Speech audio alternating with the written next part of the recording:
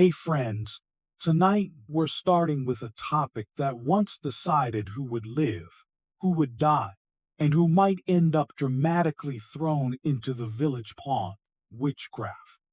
Before you get settled, take a second to like the video and subscribe, but only if you truly enjoy what I share here. And drop a comment telling me where you're watching from and what time it is for you. It's always interesting to see who's tuning in from different parts of the world. Now, dim the lights, maybe switch on a fan for that gentle background hum, and let's slowly step into tonight's story together. In today's world, having a cat usually means you either love animals, avoid long-term commitments, or secretly enjoy being silently judged while you snack. But back in the Middle Ages, a cat wasn't just a quirky pet. It was considered proof that you were working with the devil. And it didn't even need to be black. Sure, black cats had the worst reputation, seen as Satan's favorite color choice. But really, any cat could raise suspicion. People believed cats were familiars, magical helpers given to witches by dark forces.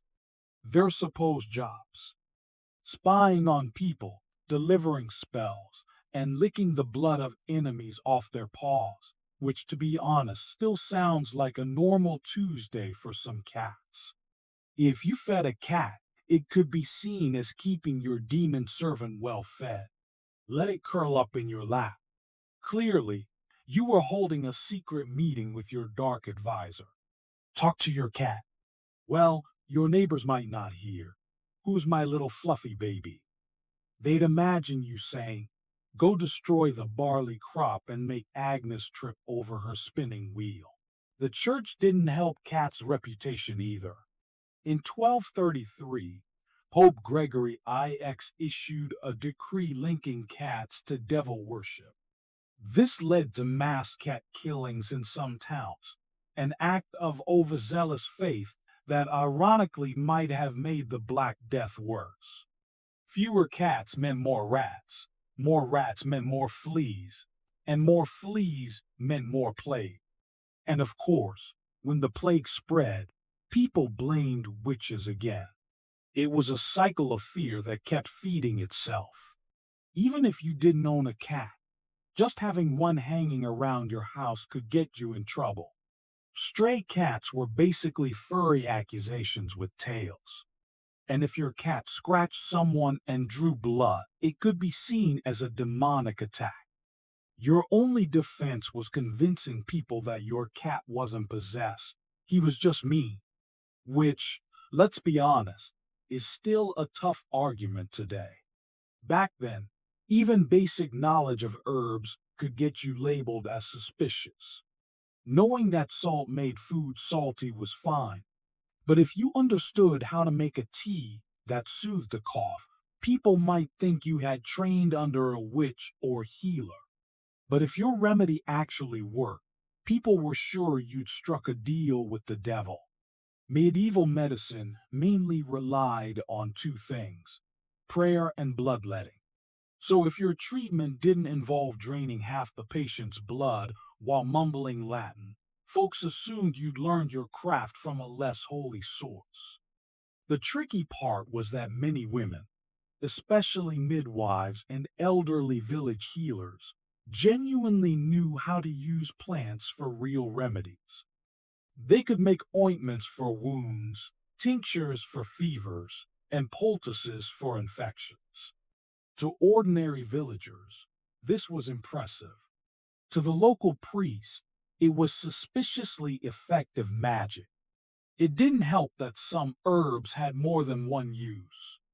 Chamomile could calm an upset stomach, but also help someone sleep. Valerian could settle nerves, but in high doses, make someone a bit too relaxed. And then there was mandrake root, so wrapped in legend that people claimed digging it up caused a deadly scream. Just owning some was enough for people to assume you spent your spare time cursing neighbors. Accusations often started small. You might give a man peppermint tea for his indigestion. Later, when he's feeling better, instead of thanking you, someone whispers, "That's not medicine. She's bewitched his insides." Before you know it, you're on trial for sorcery, with your entire garden presented as evidence against you. One of the most incriminating items in which trials was an herb book, even if it was just a poorly illustrated guide to which plants not to eat. To the court, it wasn't harmless reading material. It was proof of forbidden knowledge. It was seen as a spell book in disguise. Today, being left-handed mostly just means you have a harder time with scissors and will probably smudge your handwriting. But in the Middle Ages, it was taken as a sign that you might be working for Satan. The Latin word for left, sinister, eventually gave us the English word for evil. That's how deep the superstition went. Right-handedness was linked to order, goodness, and divine favor. Left-handedness, that meant chaos, deception, and black magic. Basically, if God was right-handed, the devil was the lefty. Writing with your left hand meant writing in a way that looked backward to most people, a strange and unnatural skill to medieval eyes. And let's be honest, medieval handwriting already looked like mysterious runes, so doing it left-handed probably made it seem like you were channeling dark powers. The problem was, being left-handed made you stand out, and in the Middle Ages, being different wasn't a compliment. People preferred everyone to be exactly the same so they could all sleep soundly, confident no one was secretly summoning storms. Pick up a tool, a cup, or a weapon with your left hand, and you might hear someone mutter, "Mark my words, that one's trouble." Church art didn't help either. Christ was often shown blessing with his right hand, while devils, sinners, and the damned were painted using their left. Even in battle, left-handedness was suspicious. Winning a fight with your left hand didn't make people admire your skill. They thought only a witch could swap the sword to their bad hand and still win. Flattering? Maybe. Safe? Definitely not.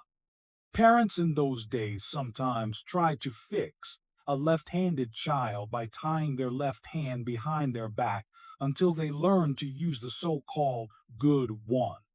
And if that failed, there was always the quiet gossip and sideways glances at church.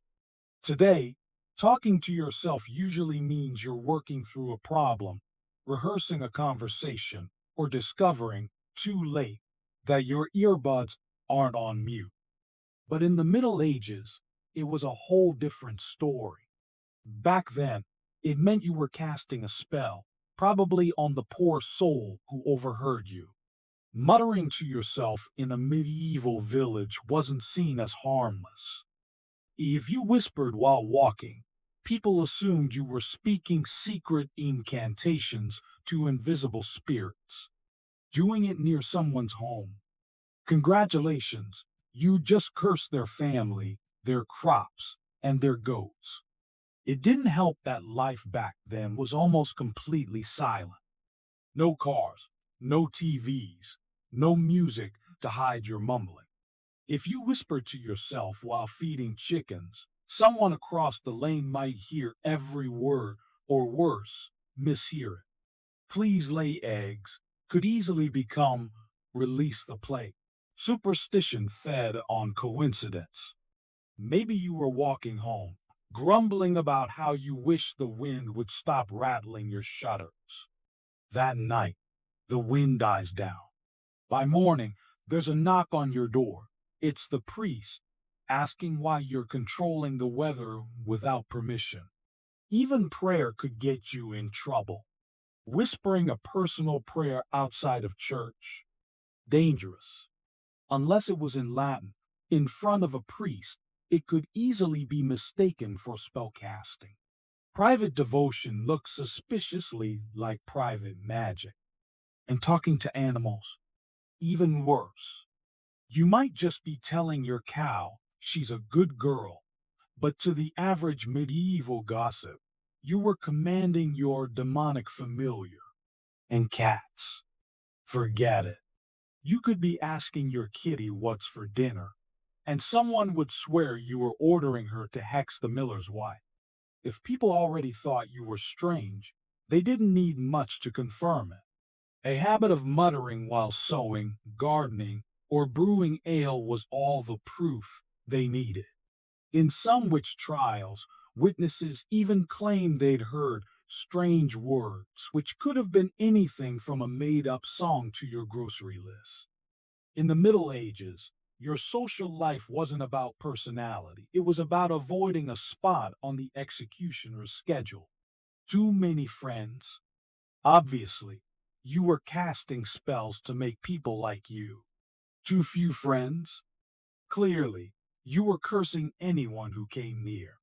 It was a flawless system, if the goal was to keep everyone suspicious of everyone else. If you were unusually popular, it wasn't because you were funny, kind, or had the best bread recipe. No, you were literally enchanting people. How else could you explain half the village showing up to help you thatch your roof when they wouldn't even help their own cousins? The only logical answer: you'd been slipping love potions into the communal ale. On the other hand, if you liked to keep to yourself, the suspicion meter spiked just as fast.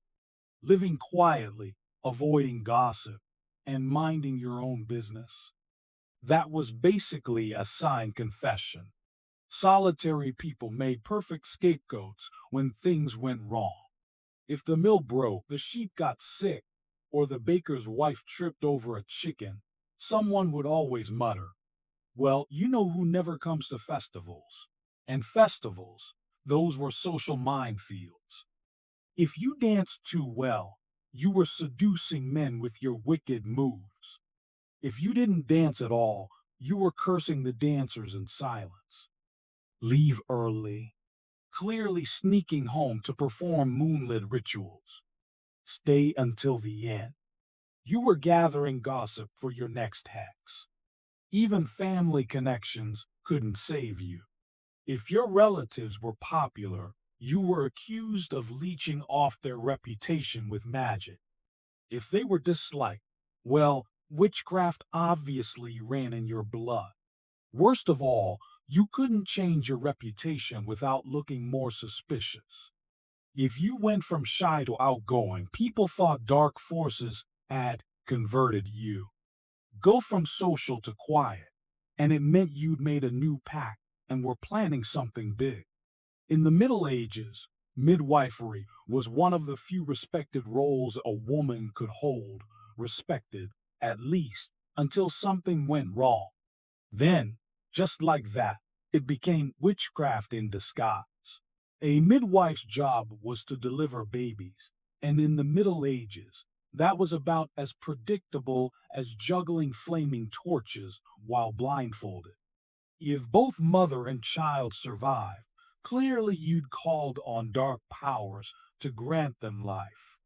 If the baby didn't survive, clearly you'd sacrificed it to those same dark powers. Either way, the accusers got their proof. The fear ran deep. Childbirth back then was incredibly dangerous, and without any real understanding of biology, people couldn't tell the difference between bad luck and deliberate harm. Complications like breech births, infections, and postpartum bleeding were tragically common. And since someone had to be blamed, the midwife was the easiest target. It didn't help that midwives often knew about herbs and remedies to ease pain or speed labor, many of which were the same plants used in other suspicious activities. To a suspicious mind, a birthing tonic looked a lot like a witch's brew, and heaven forbid you tried anything unusual, like chanting, gentle massage, or worst of all, boiled water. Such extravagance was proof you were dabbling in the unnatural. Midwives also saw everything. They knew intimate details about families who had been pregnant, who suddenly wasn't, and which baby bore a suspicious resemblance to the blacksmith instead of the husband. In a world where gossip spread faster than the plague, she knows too much could easily turn into she knows too much because she talks to demons. And sometimes the accusation didn't even come from the family involved. A jealous rival, an angry ex, or a grumpy neighbor could accuse a midwife of witchcraft just to ruin her livelihood. All it took was one bad birth, or even one healthy birth to parents who disliked you, and the whispers would start. In the Middle Ages, weather wasn't science, it was a blame game. And if a storm, frost, drought, or oddly shaped cloud happened near your home, there was only one explanation. You did it. It didn't matter that no one could control the weather. If hail destroyed the barley crop, someone had to take the blame. And you, with your slightly odd habits and unlucky address, were the perfect suspect. A lightning strike in your yard, proof you called down fire from the heavens. A late frost before planting season, clearly you'd whispered to the moon to ruin the harvest. Rain was especially suspicious, too much, and you'd summon floods. Too little, and you tied up the clouds. The fact that bad weather hurt you just as much as everyone else didn't matter. Logic was optional. Some accusations were oddly specific. In parts of Europe, people believed witches could milk storm clouds like cows. If it poured right after you'd been seen in the fields, they assumed you'd been squeezing rain from the sky for your own mysterious, and of course, evil purposes. Travelers could make things worse. If one passed through and said, "The weather was fine until I reached this village. Congratulations, you are now the village's climate control suspect." And no one questioned a traveler's honesty, because why would a stranger ever lie? Church sermons didn't help either. Some priests preached that witches could direct storms to punish sinners or protect their own crops. So if your garden looked better than your neighbor's after a bad season, you might as well start packing for trial. The only real defense was luck and avoiding major weather events. But in a time before forecasting, that was like trying to dodge puddles while walking blindfolded through a downpour. Eventually, nature would turn against you, and the villagers would follow. In the Middle Ages, your skin wasn't just skin, it was evidence. A mole, freckle, birthmark, or any unusual bump could be proof that you'd signed a contract with the devil. Forget paperwork. Medieval demons supposedly preferred to mark the deal directly on your body. These so-called witches' marks were believed to be the spot where your familiar, your demon sidekick in animal form, would feed. Yes, really, a mole near your arm or neck. Clearly you were running an infernal pet cafe. Birthmarks were just as dangerous. A strawberry-shaped mark, the devil's breath, a dark freckle, a secret doorway for evil spirits, an oddly shaped scar, the aftermath of a midnight ritual gone wrong. And if the mark vaguely resembled a symbol, you were finished. The moment someone said, "It looks like a crescent moon," you might as well start practicing your doomed but innocent face. Witch hunters even had a professional method for finding these marks. During interrogations, witch hunters would strip the accused and poke any suspicious spot with a needle. If it didn't bleed or hurt, that was taken as proof it was unnatural. Of course, skin sensitivity varies from person to person, so if you simply didn't feel the poke, congratulations, you were now guilty. It wasn't just where the mark was, but whether you could explain it. If you said you'd been born with it, people assumed you were born a witch. If you claimed it appeared later, then it must have shown up after your pact with dark forces. Either way, your defense didn't stand a chance against mob logic. Some unlucky souls were accused simply for having perfectly normal beauty marks. What might land you a modeling contract today would have earned you a front row seat at your own execution back then. The irony? In some cultures, the exact same marks were considered lucky, but medieval Europe wasn't exactly famous for keeping an open mind. Medicine at the time was basically a coin toss, except the coin was heavily weighted toward death. Recovery was slow, painful, and often more dangerous than the original illness. If you healed someone too quickly, you clearly weren't following the approved medieval medical process. Bleed them, pray over them, and hope they didn't die from an infection caused by the leeches. The thinking went like this: illness came from God, either as a test or a punishment. So curing someone too fast meant you were interfering with divine will. If you brought down a fever overnight, it wasn't seen as a blessing, it was sorcery. This put healers in a no-win situation. Work slowly and let the patient suffer, just doing your job. Work efficiently and ease their pain, clearly meddling with unnatural forces. It was the medieval version of no good deed goes unpunished. Herbalists were especially vulnerable. A tea made from willow bark could reduce a fever in hours. But since no one knew it contained a natural painkiller, essentially medieval aspirin, the only logical explanation was magic. And not the fun, sparkly kind, the kind that came with pitchforks and torches. Even pure coincidence could seal your fate. Imagine the baker's wife has been bedridden for a week. You bring her some soup, she drinks it, feels better, and is up the next morning. Instead of thanking you, half the village is now debating whether you used a resurrection spell. Congratulations, your chicken broth is now officially classified as a curse. And heaven help you if you healed someone the local priest didn't like. If the patient was unpopular, their recovery became proof you were aiding the wrong sort of people. Suddenly, you weren't just a witch, you were a witch allied with the village troublemakers. To make matters worse, some healers did keep their recipes secret, not because they were magical, but because they didn't want others stealing their livelihood.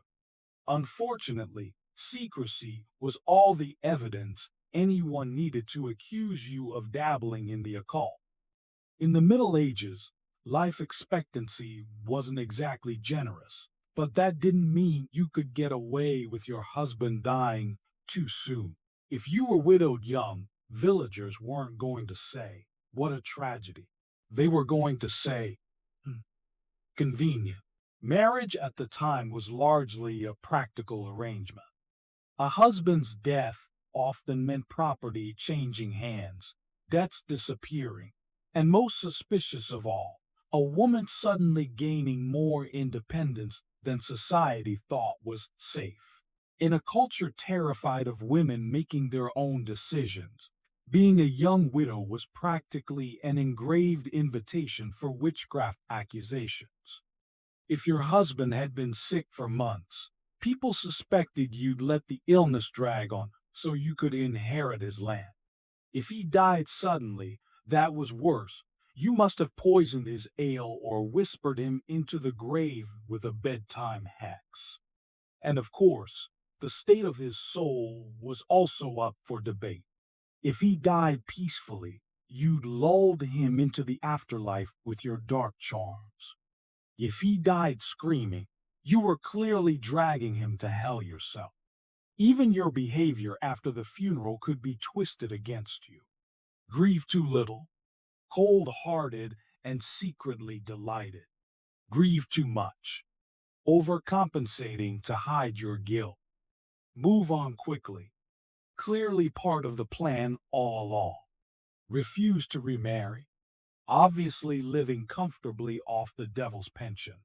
Some widows were accused simply for the crime of surviving their husbands. In an age where men were considered protectors, a woman doing perfectly fine on her own was immediately suspect. And in medieval code, unnatural help was just another way of saying witchcraft. Naturally, widowed men didn't face the same suspicion. If a man remarried 3 weeks after his wife's funeral, people shrugged and said, well, he needs someone to cook for him. But if a woman remarried quickly, she was a black widow, sometimes quite literally in the accusations. In the Middle Ages, the bar for unusual was set very low. A strange-looking spoon, a shiny rock, or a book you couldn't read could be enough to have you dragged before the magistrate to explain why you weren't in league with the devil. The rule of thumb was simple. If people didn't recognize it, it was dangerous. And since most villagers' technical expertise stopped at how to use a plow, that covered quite a lot. A compass, witchcraft, a magnifying glass, sorcery, a seashell, even if you lived hundreds of miles from the coast, was obviously a cursed gift from a mermaid you bribed with your soul. Jewelry was especially risky. An unfamiliar ring design, clearly a talisman to summon storms or read minds. And heaven help you if it had an inscription in a strange language, even if it was just bad Latin from the local blacksmith trying to be clever. Books were worse. With literacy rates abysmally low, writing itself seemed suspicious, like you were crafting special symbols for demons to interpret. An herbal guide could be mistaken for a spell book, and a family recipe written down might be accused of being a grimoire for summoning delicious yet undeniably evil pies. Sometimes, the offending object wasn't magical or mysterious at all. It was just foreign. Trade goods from other regions looked exotic but screamed, I've been somewhere strange and picked up otherworldly knowledge. A carved figurine from a distant market, obviously a protective charm, but for your demonic allies, not you. It didn't even have to be something you used. Many accused were stunned when inquisitors pulled forgotten items from their homes and declared them evidence. An oddly shaped rock, a dried plant, a bottle of oil. That, my aunt left it here. Too late to the court. It was Exhibit A in the case of you versus eternal damnation. And in the Middle Ages, timing wasn't just important for comedy, it could decide whether you lived or died. Laugh at the wrong moment during a funeral, a sermon, or an illness, and you might as well start gathering the kindling for your own execution. If you laughed during a church service, it was practically the same as signing a confession. People claimed the devil himself was whispering jokes in your ear to distract the faithful. It didn't matter if the priest had just mangled the Latin so badly it sounded like he was blessing a goat.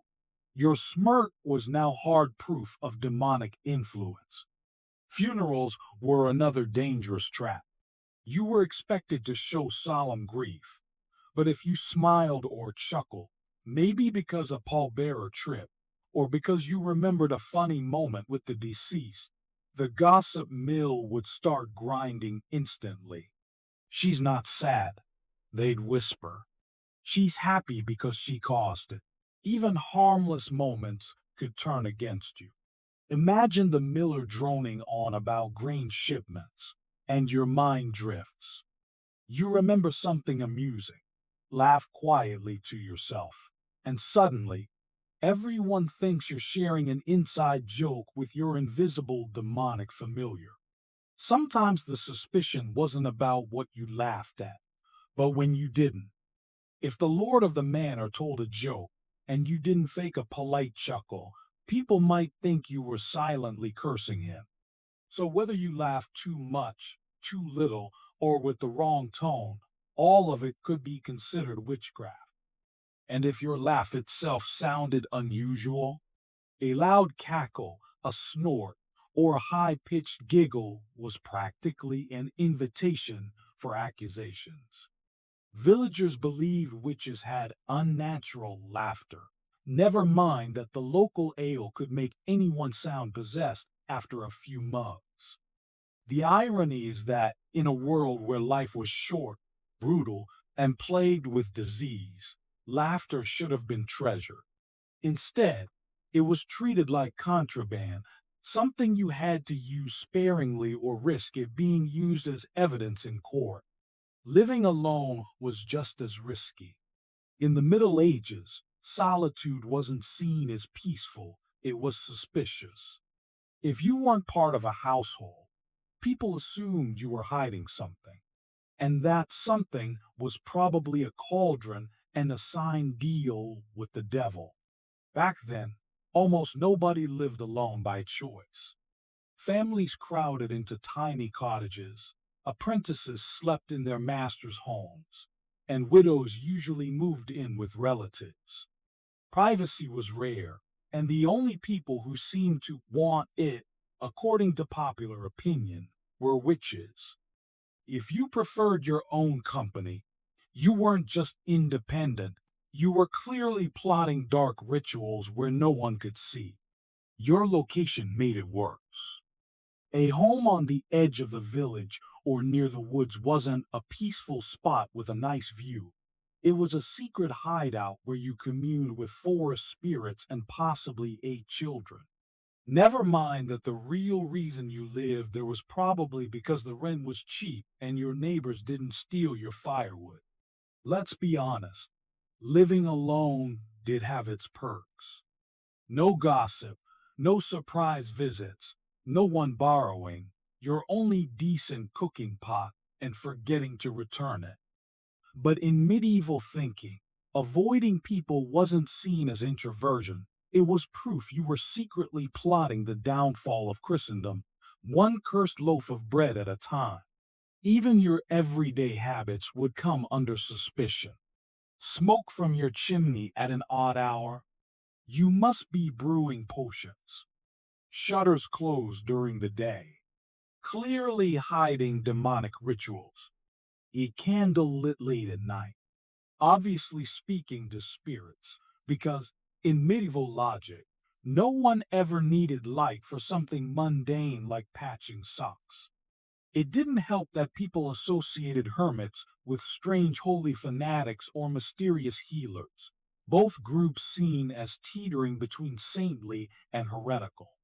Living alone put you dangerously close to both categories, and one annoyed neighbor could push you straight into burnable offense territory. Predicting the future, any future, was equally risky.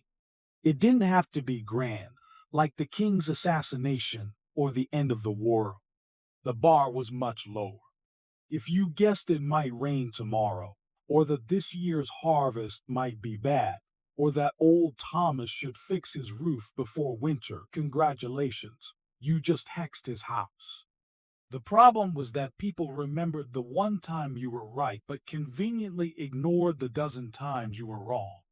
If you said a storm was coming and a week later lightning struck the church steeple, it didn't matter that you were just noticing strange clouds. Clearly, you had commanded the weather. Even obvious predictions were dangerous.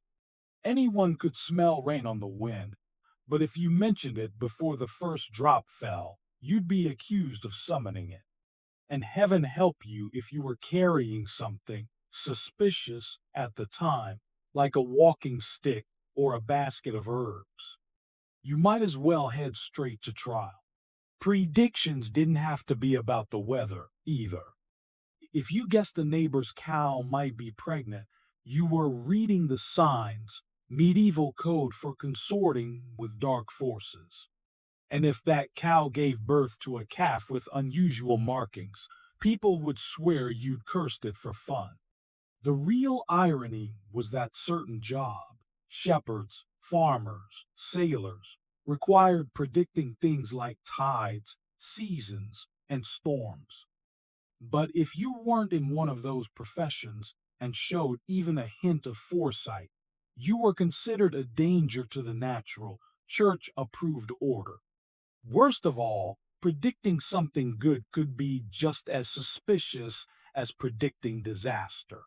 If you said, the baby will be a boy, and you were right, people would immediately ask, how did you know? Without biology textbooks, medieval people had a simple answer for unusual things: magic. Reaching old age wasn't automatically respected. It was tolerated at best and suspicious at worst. If you lived beyond the years when you could work the fields, bear children, or stir a pot without spilling half of it, you were treading on dangerous ground. In a world where most people didn't make it past 40, hitting 70 was less a miracle of good health and more a red flag. The question wasn't what's your secret, but whose soul did you steal? Longevity was often seen as the result of dark pacts, especially if you still looked fit enough to haul your own firewood. The danger only increased if you outlived your peers. With fewer people left to remember your younger days, the village could paint you as anything: the strange midwife, the bitter neighbor, or that woman who once mentioned rain in 1346 and was suspiciously correct. By your 80s, you weren't just an elder. You were a walking collection of rumors. Even normal signs of aging could be twisted against you. Wrinkled skin, proof the devil had marked you. Poor eyesight, obviously from too many candlelit rituals. A hunchback, years of carrying a cauldron. Missing teeth, perfect ingredients for potions. And if you were still sharp-minded in a time when most couldn't read, that wasn't wisdom, it was hoarding forbidden knowledge. Older women were especially at risk.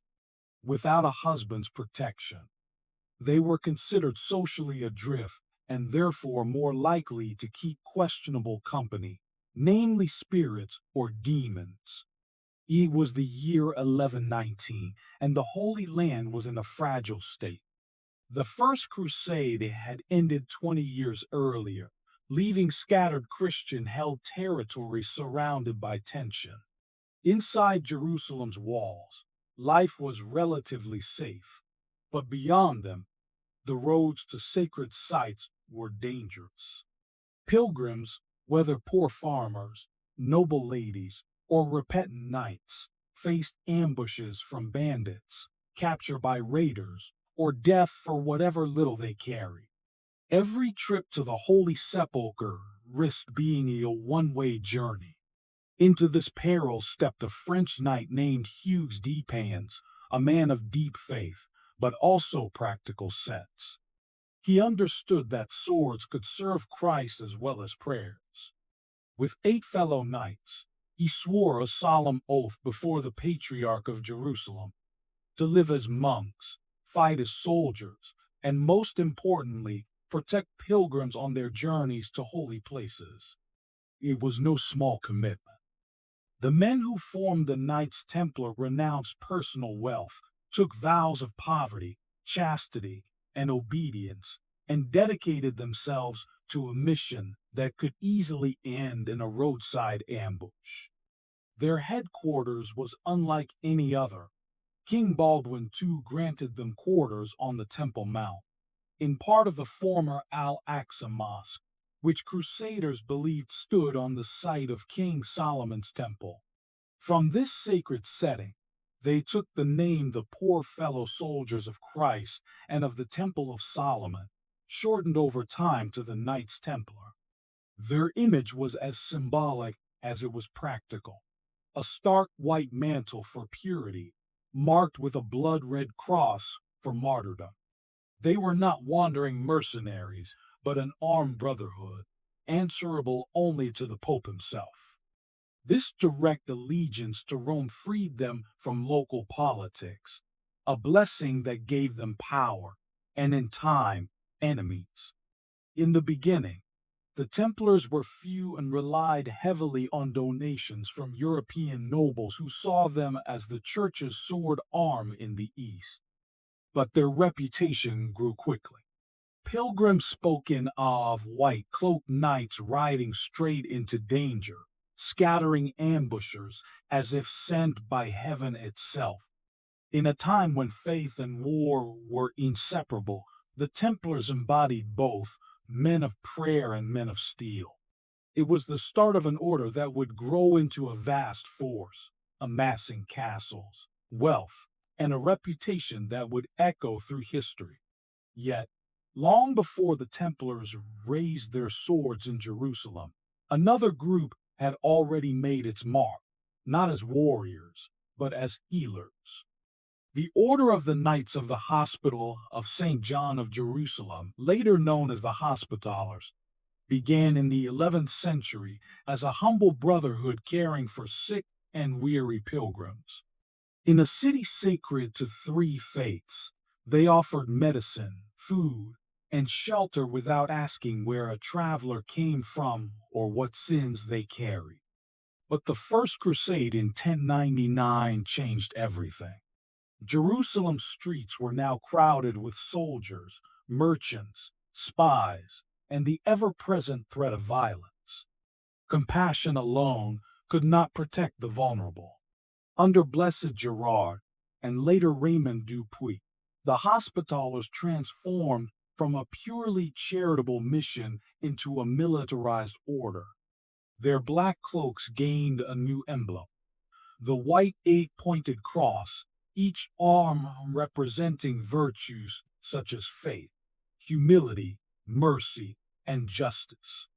They began building and defending massive fortresses across the Crusader states, strongholds like cracked as Chevaliers in Syria, whose walls inspired admiration from Crusaders and dread from Muslim armies.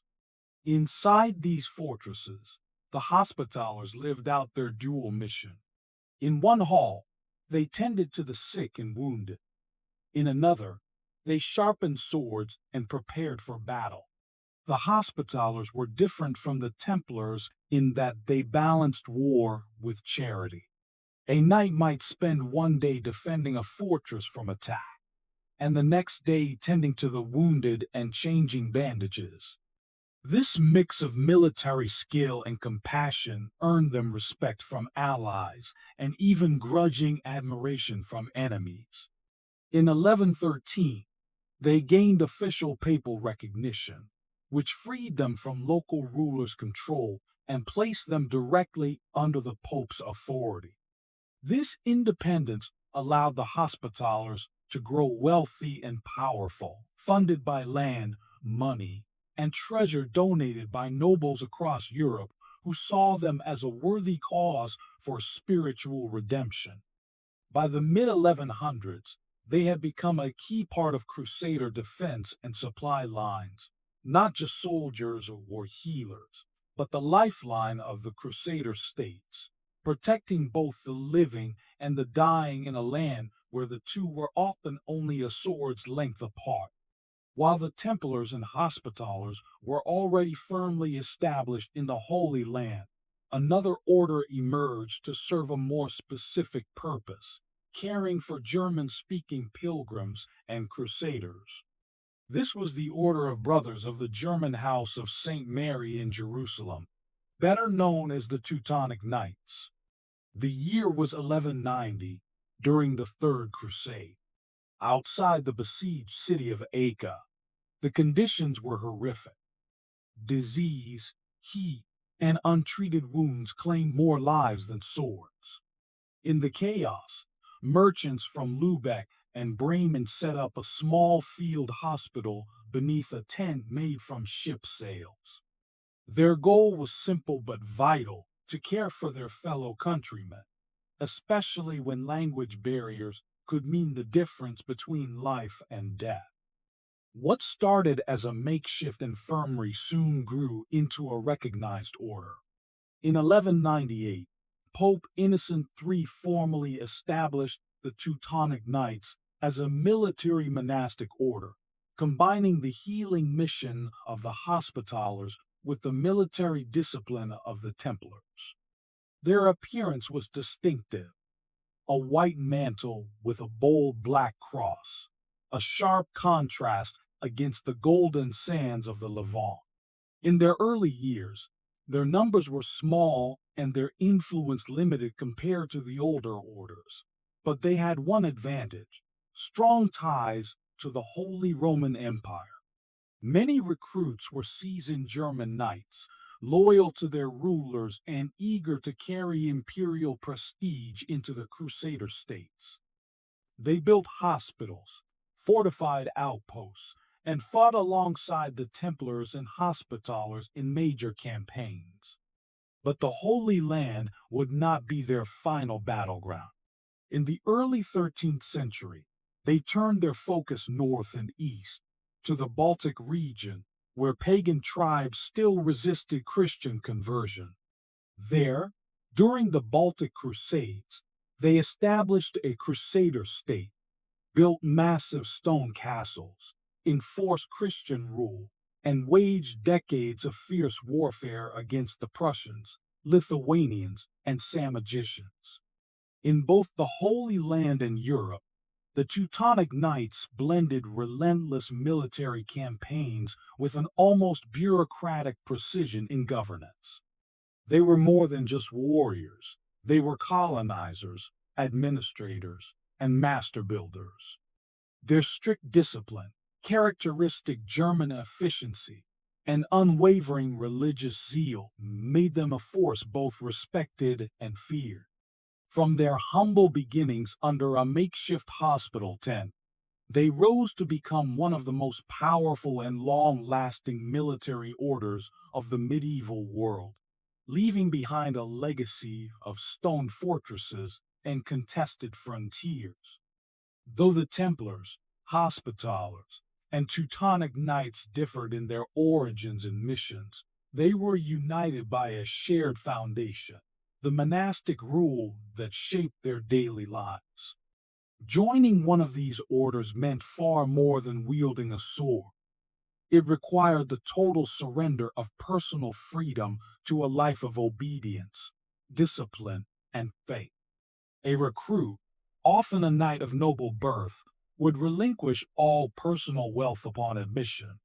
Lands, titles, and income were handed over to the order, leaving him with nothing but the clothes on his back and the weapons issued to him. In return, he received the habit of his order: the white mantle with a red cross for the Templars, the black cloak with a white cross for the Hospitallers, or the white mantle with a black cross for the Teutonic Knights. These garments were not mere uniforms. They were sacred symbols of vows made before God. Life within the order followed a strict rhythm. Days began and ended with prayer, often in the chill of a candlelit chapel. Meals were eaten in silence as scripture was read aloud, reinforcing the idea that a knight's body was sustained only for the purpose of serving God in battle or in charity. Luxuries were banned: no hunting for sport, no decorative armor, no brightly colored clothing. Horses were shared between knights, and personal servants were limited. Even letters from home could be inspected by superiors to guard against distractions from the mission. Above all, members lived by the three monastic vows: poverty, owning nothing personally; chastity, foregoing marriage and family; obedience, carrying out orders without hesitation. To these, the military orders added a fourth: the defense of Christendom, even to the point of martyrdom. A knight was to hold his ground against the enemy, retreat only when ordered, and protect pilgrims, widows, and orphans.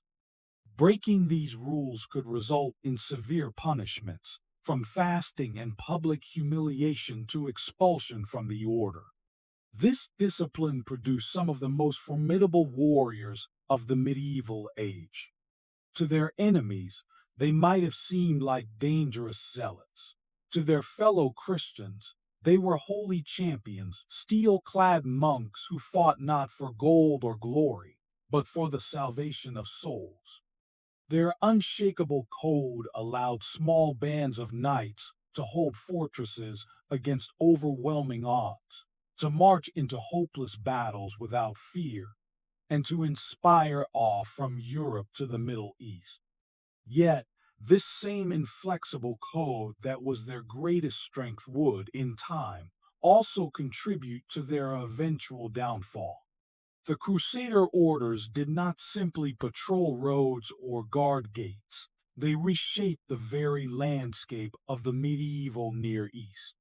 Castles were their lifeblood, serving both as symbols of power and as anchors of survival in hostile territory.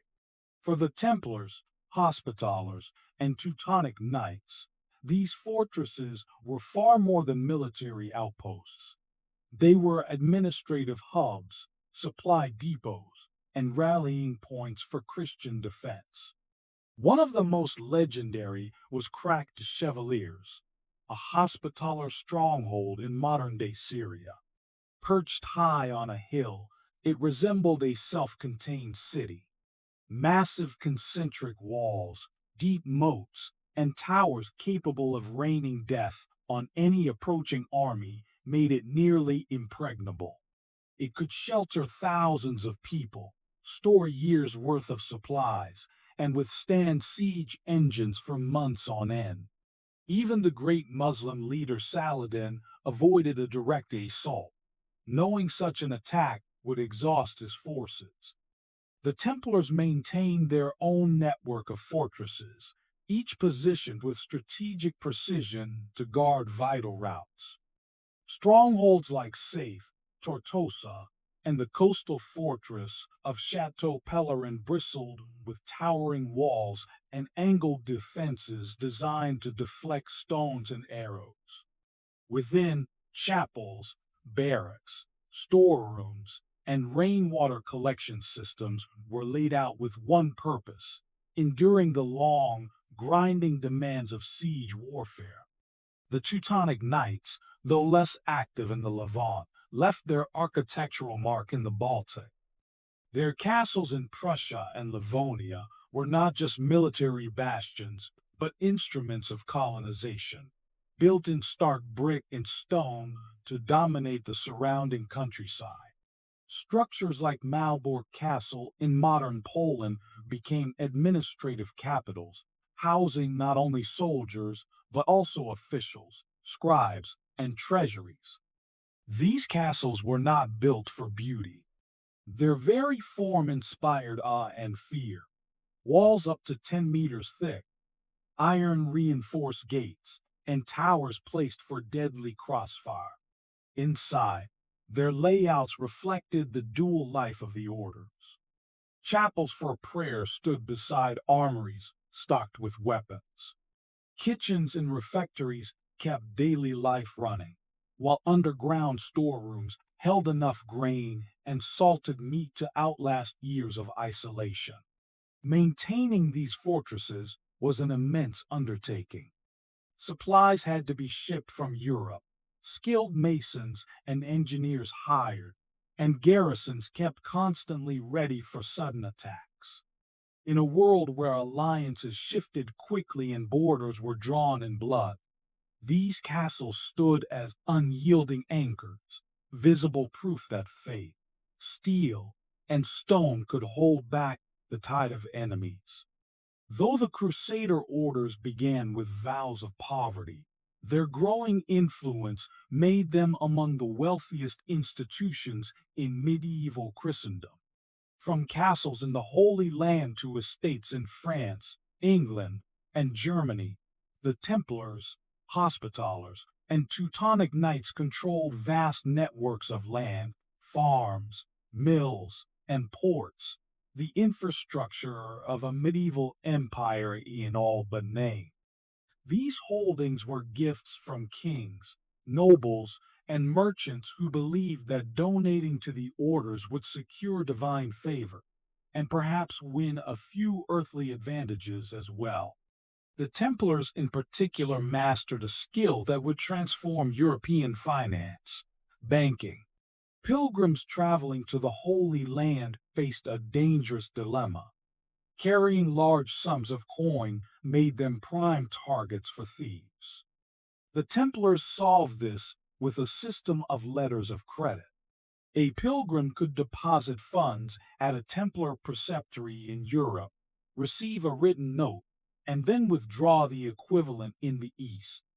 This not only kept travelers safe, but also allowed the order to transfer and invest funds on an unprecedented scale. Soon, kings themselves began relying on Templar treasuries. The order became bankers to monarchs, financing wars, managing royal revenues, and safeguarding national treasures. Their network of fortresses doubled as secure vaults, each garrison serving as a heavily armed branch office. The Hospitallers, while less involved in banking, amassed their own vast resources through rents, agricultural production, and the spoils of war. Their estates in Europe funded hospitals, castles, and fleets, ensuring that both their military campaigns and charitable missions remained well supplied. The Teutonic Knights, operating in the Baltic, built a self-sustaining economy from conquered lands, imposing taxes, controlling trade routes, and exploiting resources like amber, a prized luxury in medieval Europe. Wealth brought undeniable advantages: better armor, stronger castles, and the ability to hire skilled mercenaries when manpower ran short. Yet it also stirred suspicion. In an age when the church preached humility, the sight of warrior monks dining well, wearing fine cloaks, and influencing kings could provoke envy and fear.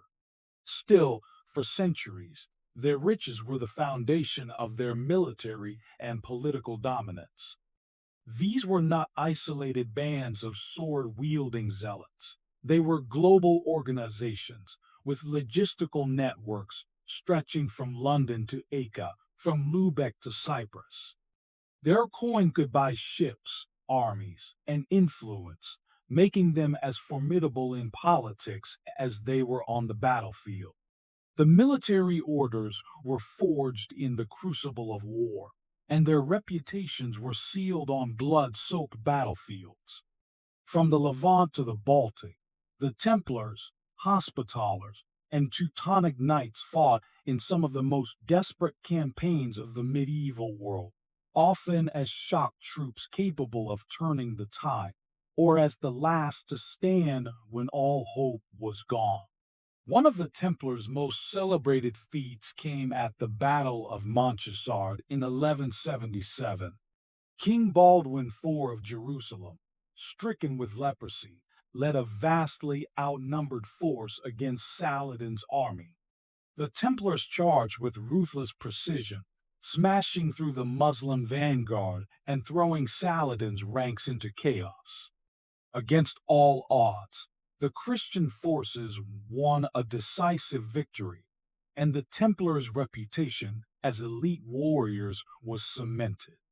The victory at Montchaussade was a breathtaking display of discipline triumphing over sheer numbers, securing the Templars' place in history as fearless warriors. The Hospitallers won their own eternal renown during the Siege of Rhodes in 1480, centuries after the Holy Land was lost. Facing a massive Ottoman fleet and tens of thousands of soldiers, they held out for weeks. Their walls were battered but unbroken, and every breach was met with sword and shield. Combining medical care with martial ferocity, They kept their defenders fighting even as casualties soared. The Teutonic Knights, meanwhile, carried the fight northward. Their defining moment came at the Battle of Grunwald in 1410, where they faced a combined Polish-Lithuanian army in one of the largest battles of medieval Europe. For the Teutonic Order, it ended in disaster. Their Grand Master was slain, thousands of knights lay dead, and their dominance in the Baltic began to fade. Yet even in defeat, their disciplined formations and thunderous cavalry charges were remembered as textbook examples of medieval warfare. Beyond these famous clashes, the orders played vital roles in less celebrated campaigns, guarding supply lines in the Holy Land, escorting pilgrims through hostile territory, and launching deep raids to cripple enemy logistics. Their mobility, training, and iron discipline allowed them to excel in both open battles and prolonged sieges, adapting to any terrain or situation. In victory, they were hailed as God's champions. In defeat, they were honored as martyrs by their supporters. Their banners, whether the Templars' red cross, the Hospitallers' white eight-pointed cross, or the Teutonic Knights' black cross, became rallying symbols on battlefields from Jerusalem to Prussia. These campaigns, both glorious and tragic, etched the orders into history not just as monks or warriors, but as icons of an age when faith and war marched side by side. The Crusader orders were born in the great age of the Crusades, but by the late 13th century, the world that had created them was changing. One by one, Christian strongholds in the Holy Land fell. The Templars fought fiercely at Acre in 1291, but when the city fell, the last major Crusader foothold in the East was gone. The surviving orders retreated, first to Cyprus, then Rhodes, and eventually Malta. The dream of a Christian kingdom of Jerusalem was over. Without their original mission, the orders faced an identity crisis. They still held immense wealth, vast lands across Europe, and powerful armies, but no longer fought for the same unifying cause that had made them essential. And in an age when kings grew wary of potential rivals, such power made them dangerous. The Templars faced the harshest fate. In 1307, King Philip IV of France, heavily in debt to the order, struck with ruthless precision.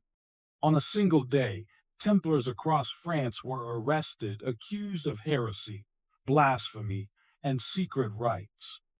Under torture, many confessed to impossible crimes. Pope Clement V, pressured by Philip, dissolved the order in 1312. Their lands were seized, their leaders burned at the stake, and the once proud Red Cross vanished from Europe's battlefields. The Hospitallers and Teutonic Knights endured longer, but not without decline. The Hospitallers relocated to Rhodes, becoming a formidable naval power against the Ottomans, yet they never regained their former scale of influence. The Teutonic Knights suffered their fatal blow at Grunwald in 1410. From there, their Baltic empire eroded under the rising power of nation-states and the tide of the Protestant Reformation. By the 16th century, the great age of the crusading orders was over. Gunpowder had transformed warfare, rendering the towering stone castles that once symbolized their dominance increasingly obsolete.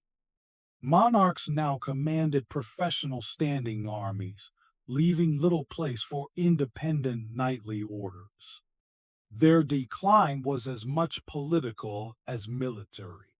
In an era of centralizing power, independent institutions with their own armies, fortresses, and treasuries could not survive without royal favor. For some, like the Templars, that favor vanished overnight. For others, it faded slowly, replaced by suspicion, envy, and the shifting priorities of a Europe entering the Renaissance. The Golden Age, when a knight could be both monk and warrior, banker and builder, was gone forever. Yet their story did not end. It transformed. Stripped of political power and military might, they entered a new battlefield: memory, myth, and legend.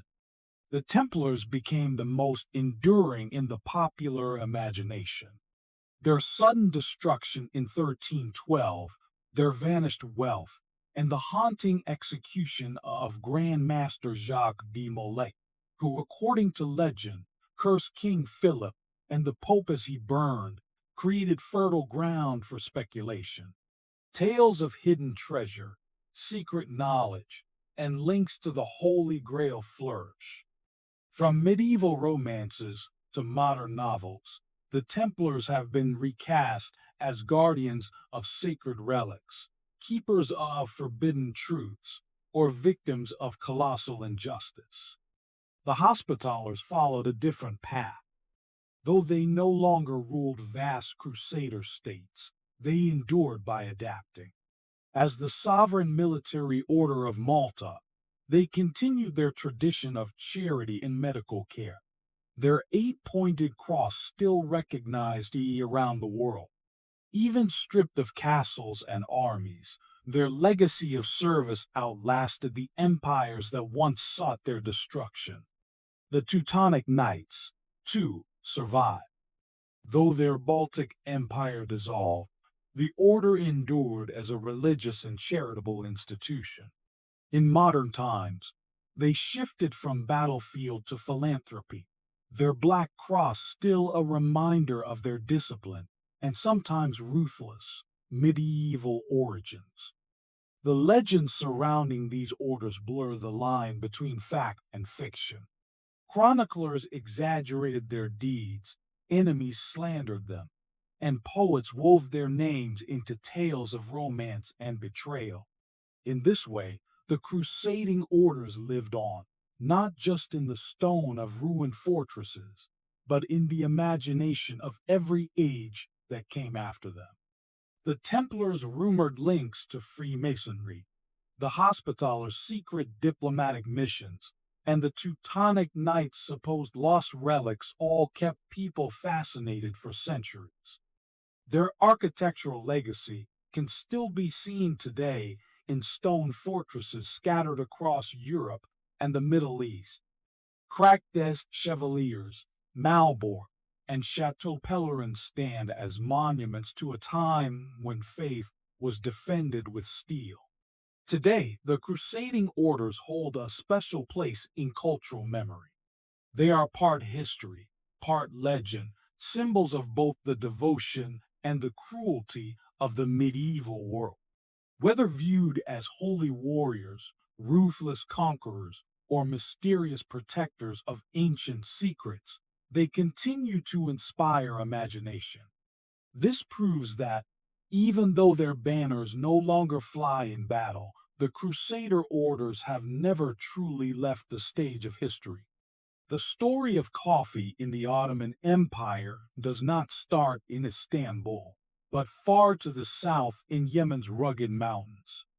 By the early 16th century, Sufi mystics in Yemen were already brewing roasted beans to stay awake during long nights of prayer. From the port of Mocha, this strange dark drink began its journey north, carried in merchant ships along the Red Sea trade routes. When coffee first reached the imperial capital, it was unlike anything the Ottomans had tasted. Tea was not yet common, and wine was forbidden by Islamic law. This bitter, aromatic drink took a unique place. It was neither intoxicating nor dull. It sharpened the mind while keeping the body awake, making it perfect for conversation, reflection, and work. The earliest cups in Istanbul were served in the private rooms of the elite. Palace kitchens experimented with the drink, perfecting it in small copper pots called jezve and serving it in delicate porcelain cups without handles. The Ottomans quickly turned coffee into an art form. Finely ground beans were slowly simmered over low heat, often sweetened and sometimes flavored with cardamom. Brewing became almost ceremonial, like a small performance. Coffee's arrival matched a time of great cultural growth in the Ottoman capital. Istanbul in the mid 1500s was a lively mix of languages, religions, and trades. Its markets overflowed with goods from three continents. Coffee fit perfectly into this cosmopolitan world. Merchants from Syria, Yemen, and Egypt found eager buyers among Istanbul's people, who were always ready to try the latest luxury from abroad.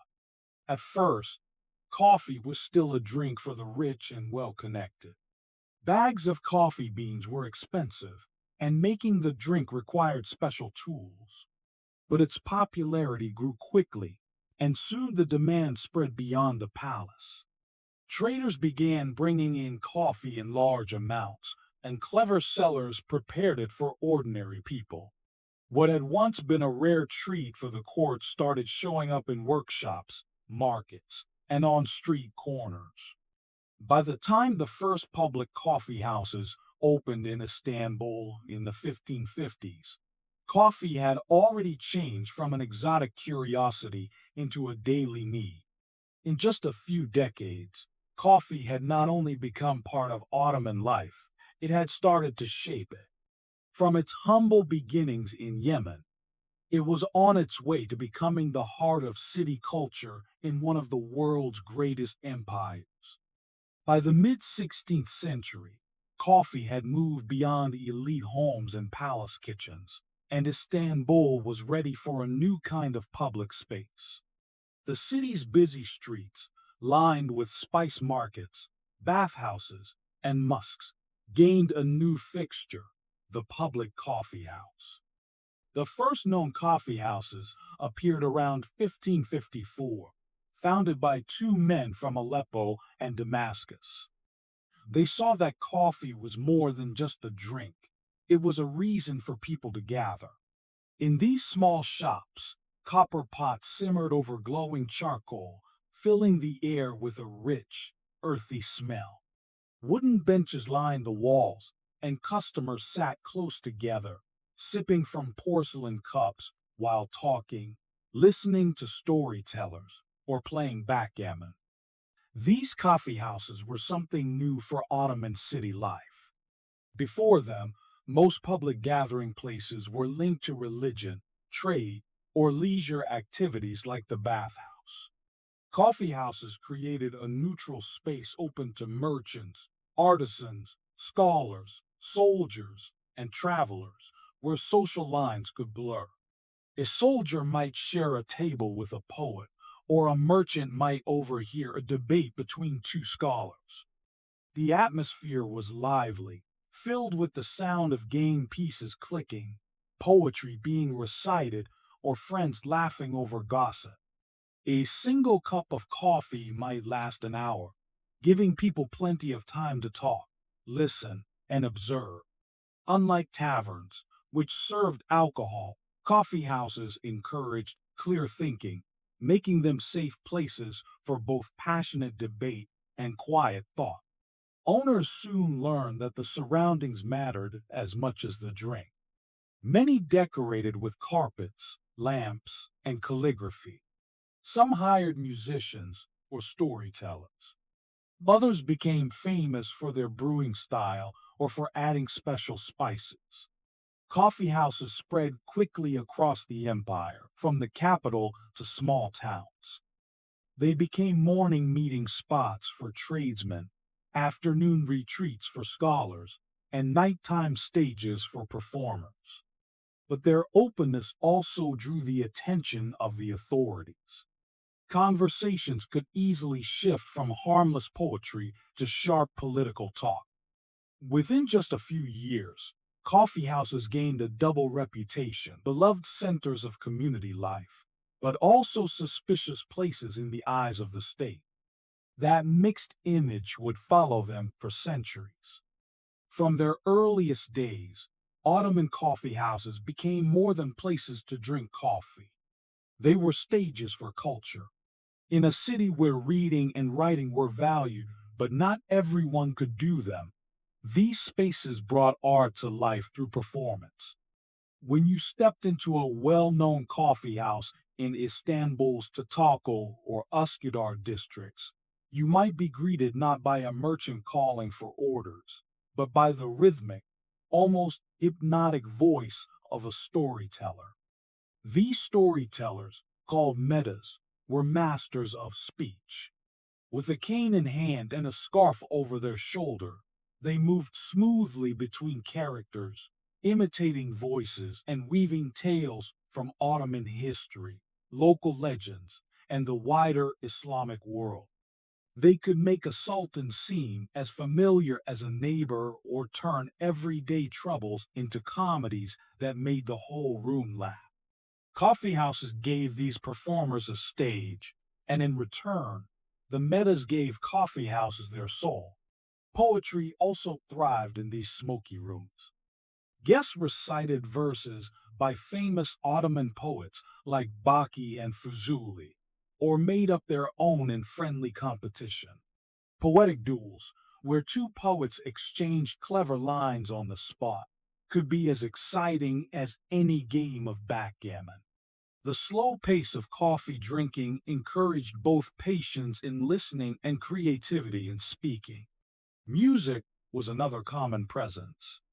Some coffee houses became known for the gentle sounds of the oud or ney, their melodies mixing with quiet conversation and the clink of cups.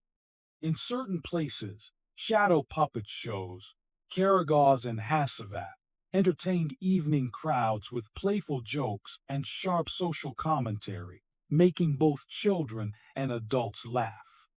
These gatherings blurred the line between entertainment and education.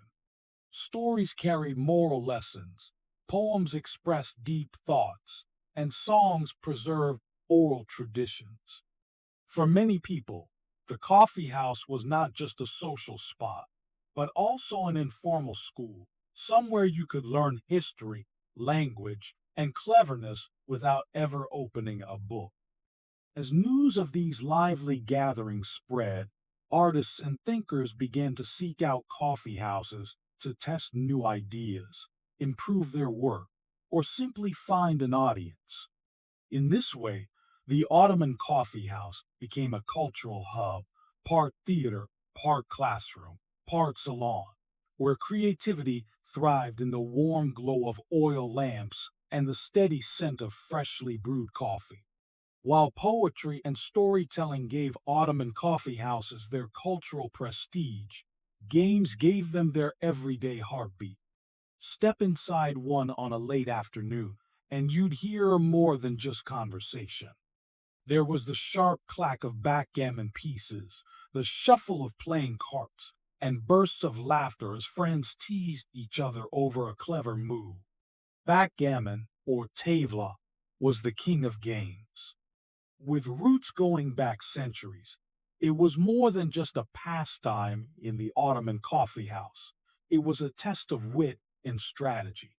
Elderly men leaned over boards like generals studying a battle map, while younger players watched closely, learning tricks and arguing over the odds.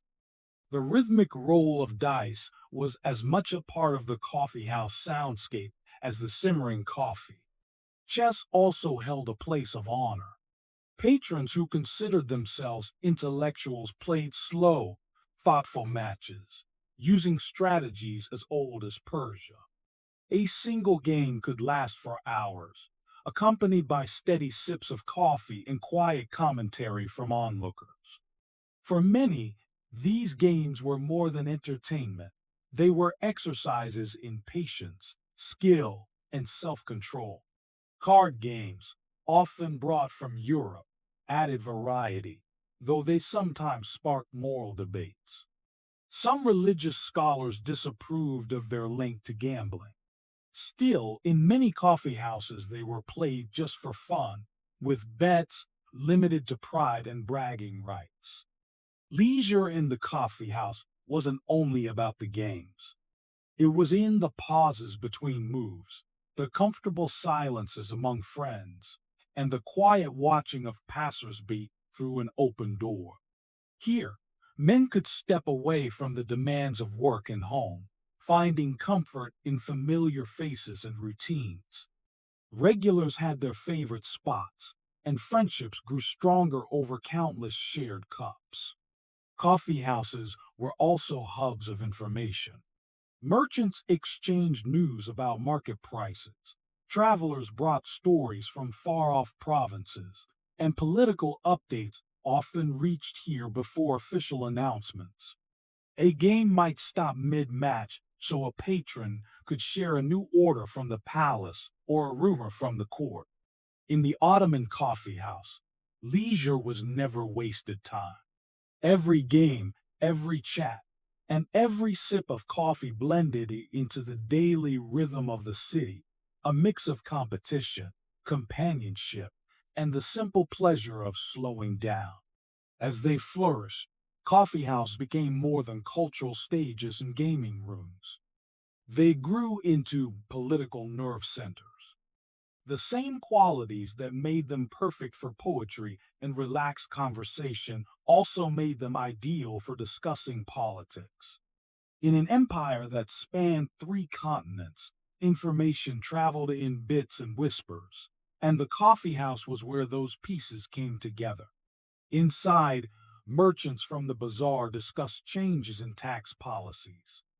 Janissaries voiced complaints about their pay, and clerks speculated about shifts in the Sultan's court. A single conversation could jump from the price of grain to the latest military campaign, blending local concerns with imperial matters. The coffee house gave ordinary citizens, people with no place in the halls of power, a forum to share opinions and sense the mood of the city. This openness, however, did not go unnoticed by the authorities. Sultans and their viziers quickly realized that coffee houses could become breeding grounds for dissent. Political satire, slipped into a storyteller's tale or a shadow puppet show, could cut deeper than any public speech. News, whether true or exaggerated, spread quickly from one coffee house to another, often faster than the state could control. Some rulers tried to limit their influence. In the 17th century, Sultan Murad IV famously banned coffee altogether, sending soldiers to patrol the streets for violators. The official reason was moral. Coffee was said to encourage laziness and moral decline. But the real concern was its role in gathering politically minded crowds. Even under such bans, many coffee houses continued in secret, shutting their doors at the sight of patrols and masking the smell of coffee with the aroma of cooking. Despite periodic crackdowns, political life in the coffee house survived. In many ways, these places were the Ottoman version of a public square and a newsroom combined. Here, ideas were tested, grievances aired, and alliances formed over shared cups. By the 18th century, the authorities realized coffee houses were too deeply woven into city life to be erased. Instead, some rulers planted informants among the patrons to listen in and report back to the palace. In this way, the coffee house remained both a symbol of free expression and a reminder that in the Ottoman Empire, even casual conversation could carry weight in the corridors of power. One of the most remarkable things about Ottoman coffee houses was their ability to bring together people who, outside those walls, might never cross paths. In a society divided by class, wealth, and profession, the coffee house blurred boundaries. A typical Istanbul coffee house in the 17th or 18th century might host a surprising mix. a bearded imam between mosque lessons, a wealthy silk merchant from the bazaar, a weathered sailor fresh from the docks, a janizary in full uniform, and a poet searching for inspiration. Here, they sat side by side on wooden benches, sipping from the same kind of cup, listening to the same storyteller, and laughing at the same witty remark. This social mixing was partly due to coffee itself. Unlike wine, it carried no religious prohibition, and unlike lavish feasts, it was affordable to most city dwellers. A single serving cost little, making it accessible to apprentices, artisans, and laborers. At the same time, its refined preparation and elegant presentation appealed to scholars, officials, and members of the elite. Occupations often shaped a coffeehouse's regular crowd. Some became unofficial headquarters for certain trades. Porters gathered in one, scribes in another, sailors in a third. Yet even in these specialized spaces, outsiders were welcome, drawn in by the warmth of the stove in winter or the cool shade in summer. Religious and ethnic diversity also shaped the scene in cosmopolitan cities like Istanbul, Aleppo, and Salonika. Muslims, Christians, and Jews sometimes shared the same coffee house, especially in neighborhoods where trade and travel brought communities into close contact. While tensions could arise, the shared rituals of ordering, serving, and drinking coffee often smoothed over differences, at least for the length of a cup. This mingling of classes and communities was both the charm and the danger of the coffeehouse. For ordinary people, it offered a rare chance to hear perspectives far beyond their own circle. News from distant provinces, gossip from the palace, or philosophical musings from a learned stranger. For the authorities, however, the idea of janissaries chatting freely with merchants or artisans debating with scholars hinted at a troubling leveling of the social order. Still, it was precisely this blend of voices that gave the Ottoman coffeehouse its unique energy. Inside, status mattered less than wit, eloquence, and the ability to hold your own in conversation. A small but meaningful taste of equality in a hierarchical world. In the Ottoman Empire, the coffee house was a male-dominated space, a public stage where politics, games, and debates unfolded among men of all ranks. Women, by custom and social expectation, did not frequent these establishments, leading many to assume coffee culture was an exclusively male domain. The reality, however, was more complex. Women were deeply involved in coffee culture, just in different settings. In the private sphere of the home, coffee was central to hospitality, courtship, and social visits. A young woman's skill in brewing could even influence marriage prospects, and elaborate serving sets often formed part of a dowry.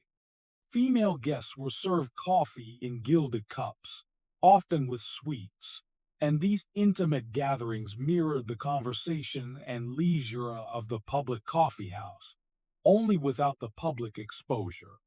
Some wealthier women experienced coffee culture through the imperial court. In the Topkapi Palace, elite women of the harem enjoyed coffee as a daily luxury, served by specialized attendants. The women of the harem, particularly the Validi Sultan and favored consorts, could wield indirect political influence, and coffee was among the many luxuries around which courtly intrigues and discussions revolved. While it was rare for women to step into public coffee houses, there were exceptions. In cosmopolitan port cities or frontier towns, foreign women, especially from Europe, sometimes visited out of curiosity. Travelers' accounts describe these appearances as spectacles that astonished local patrons.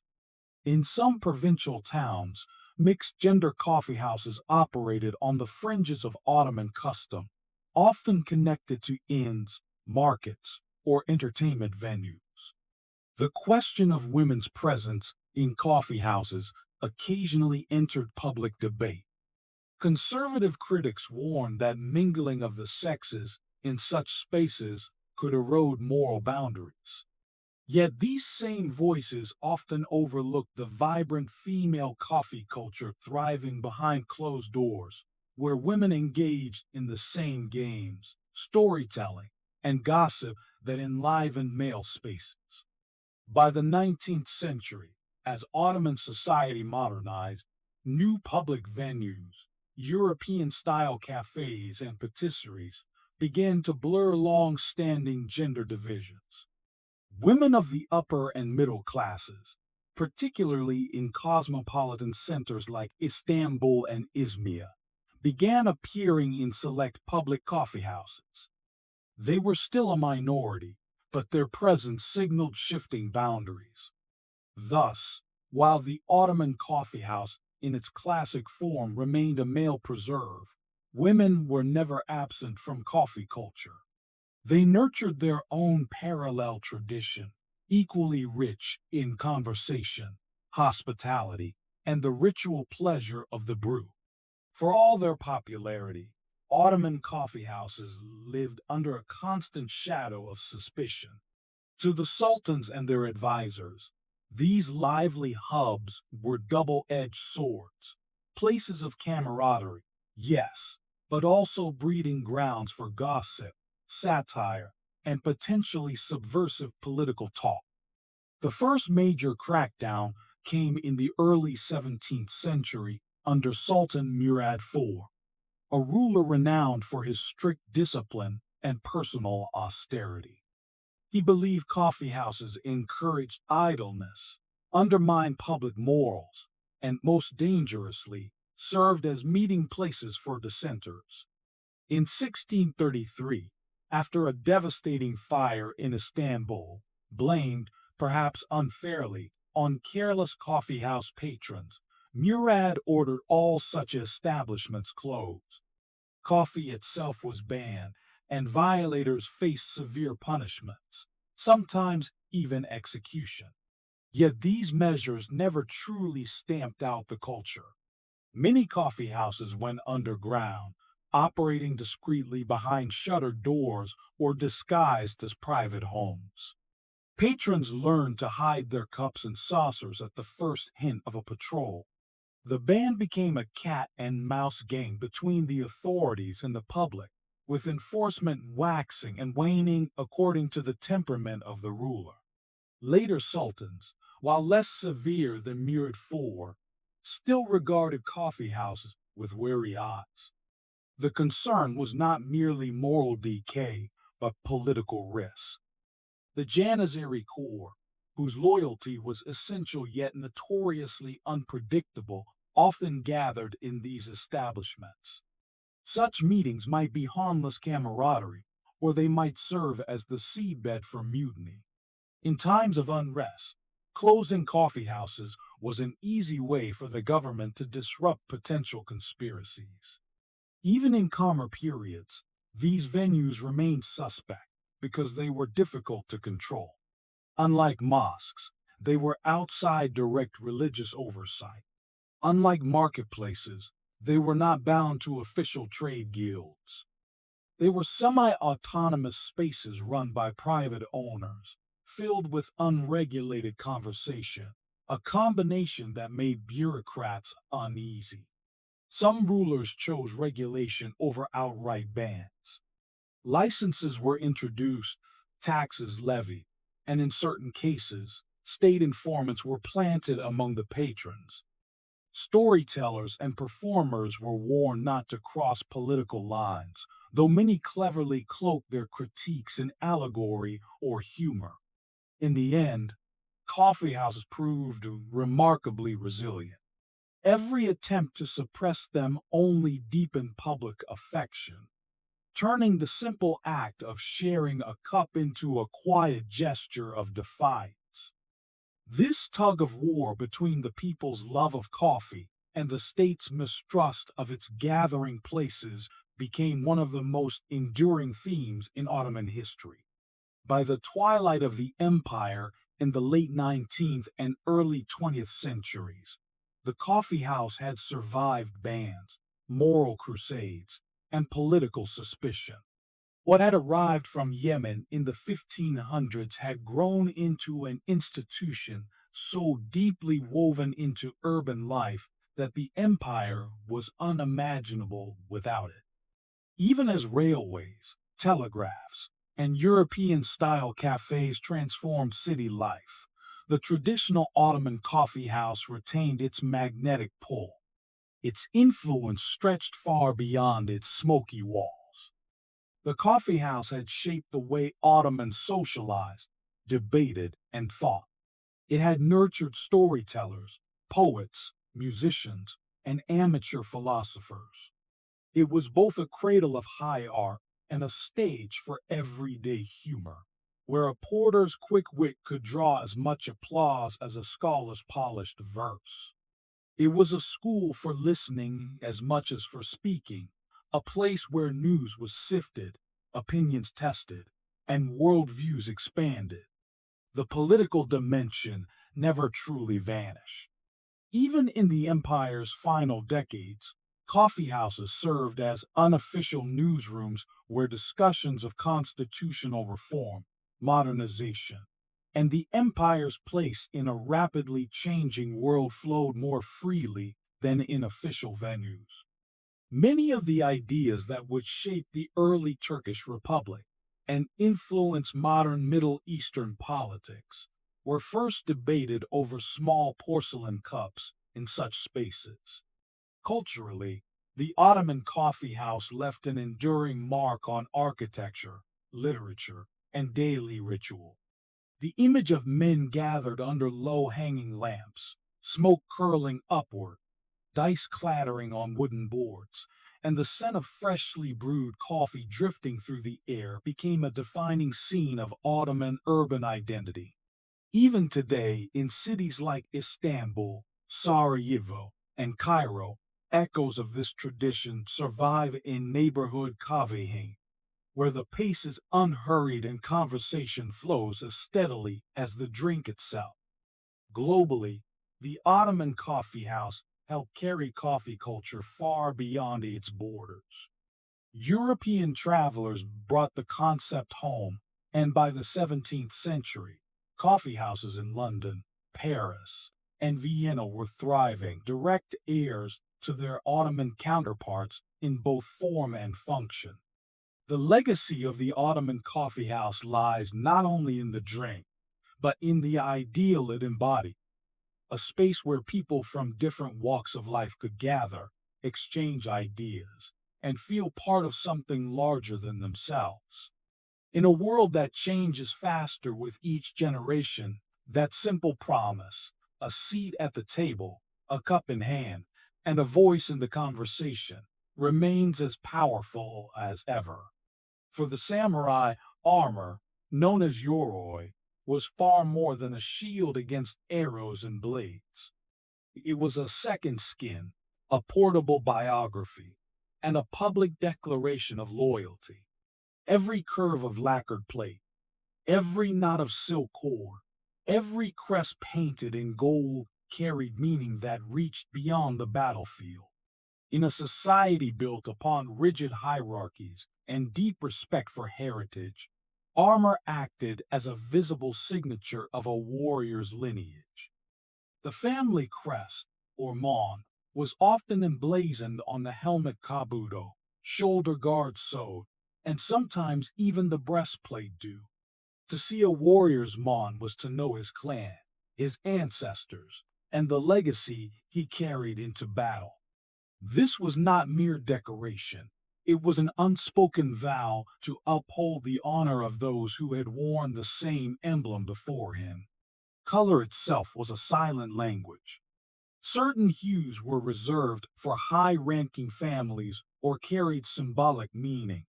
Crimson for courage and a readiness to shed blood for one's lord.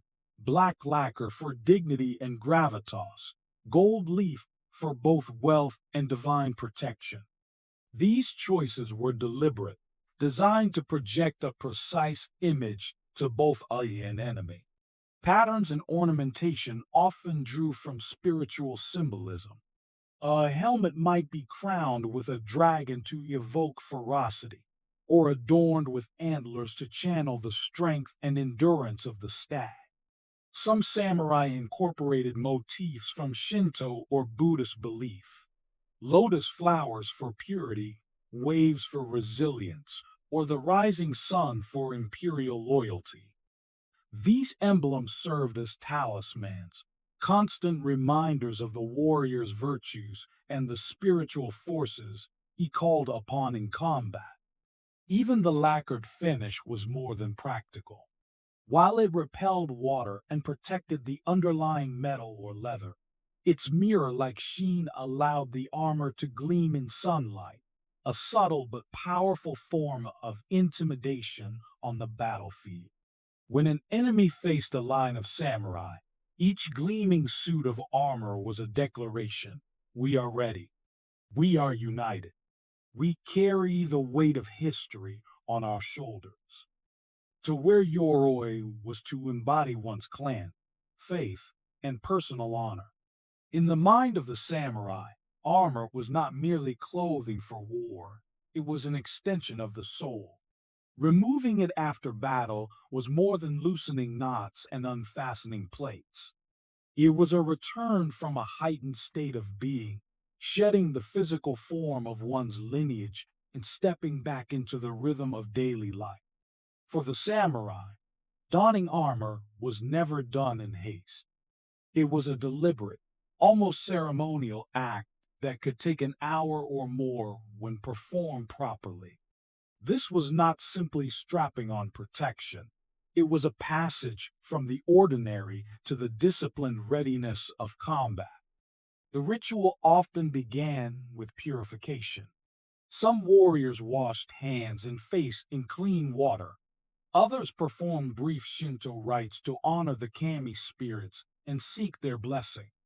A few recited Buddhist sutras for protection, or simply stood in silence, steadying the mind with deep, measured breaths.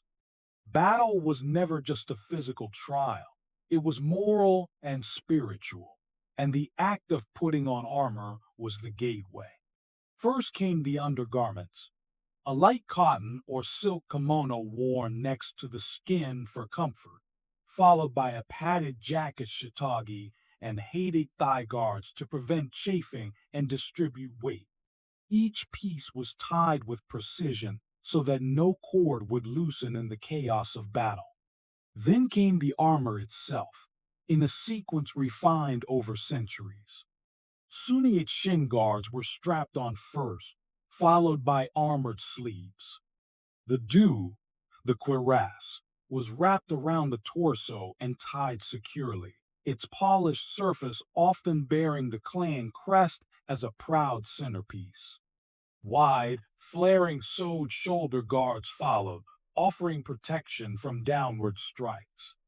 The helmet kabuto was almost always last, lowered onto the head and secured under the chin with a shinobi no cord.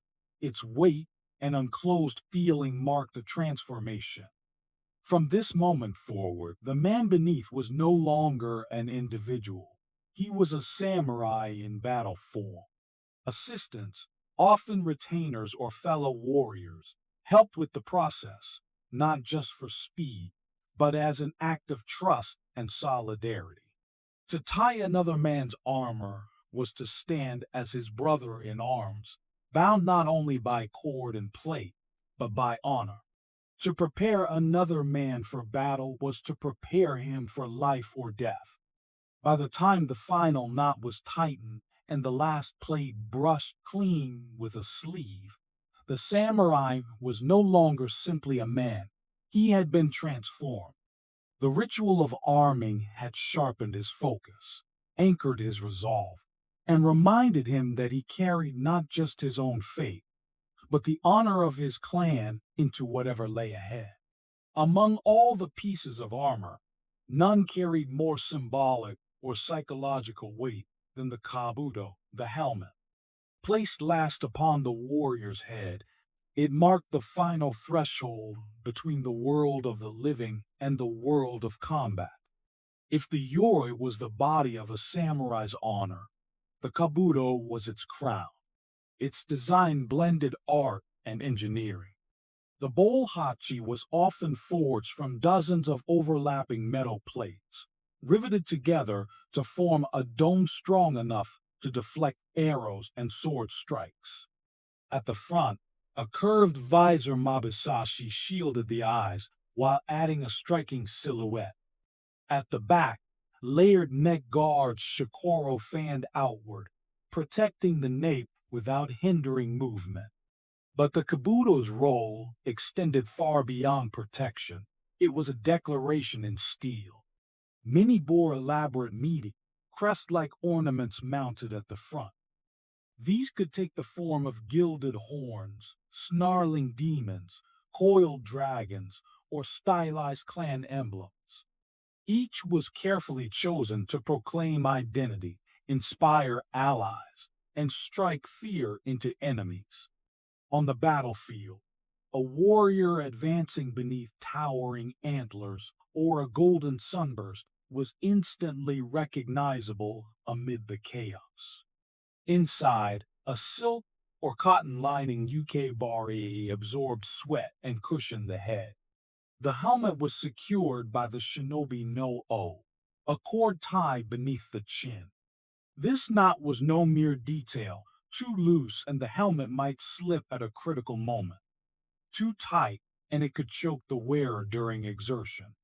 Adjusting it was a deliberate act, the final gesture that unclosed the samurai fully within his warlike form. Etiquette governed how a kabuto was treated. It was never dropped carelessly or set upon the ground. When not worn, it might rest upon a lacquered stand in the warrior's home, displayed like a trophy of readiness. In ceremonies, it was polished to a mirror sheet, reflecting the pride and care of its owner. More than just armor, the kabuto was a banner for the head, a visual oath of loyalty and courage, and often a family heirloom, carrying the spirit of generations into every battle.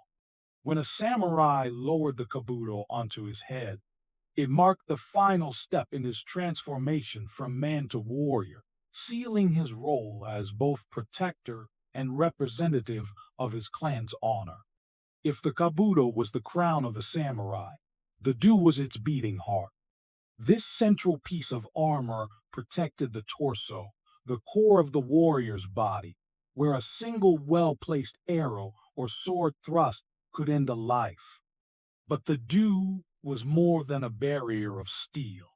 It was a canvas for identity, artistry, and philosophy. Over centuries, it evolved from heavy iron or leather plates into the lacquered, segmented masterpieces of the Sengoku period. Often made from horizontal lames kazan, small scales of iron or hardened leather. Each was laced together with silk cords odoshi in elaborate patterns. These cords were more than functional. Their colors carried symbolic meaning, denoting rank, clan, or battlefield role. Wearing the do followed its own etiquette. Fastened with cords tied in precise knots, it fit snugly without hindering breath. Front and back panels overlap to reinforce protection over vital areas. A well-fitted do allowed the samurai to twist, draw a bow, or swing a sword freely, mobility being as important as defense.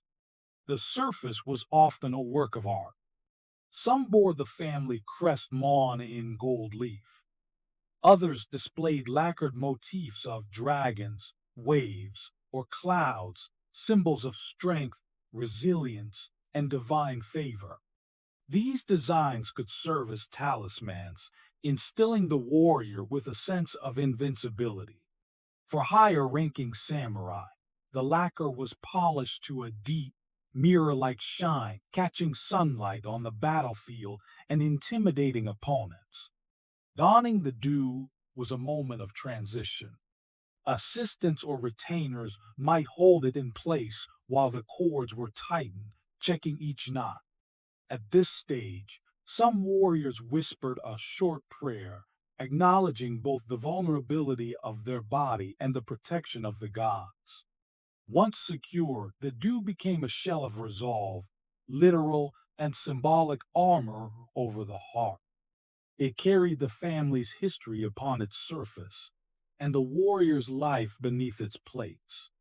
But while the dew shielded the core, a samurai could not fight effectively without protecting his limbs. In battle, the arms and legs were in constant motion, drawing bows, striking with swords, or guiding a mount. This made them vulnerable. For that reason, the sewed shoulder guards and coat-armored sleeves were essential, not only for protection, but also for balance and agility. The sewed, large rectangular plates hanging from the shoulders shielded both the shoulder joints and part of the upper torso, moving with the warrior's stance and swing. Constructed from lacquered iron or leather scales laced together, sewed shoulder guards flared outward to deflect downward strikes from swords or spears. Their movement was finely tuned, loose enough to let an arm draw a bow or swing a katana, yet secure enough to remain in place during rapid maneuvers.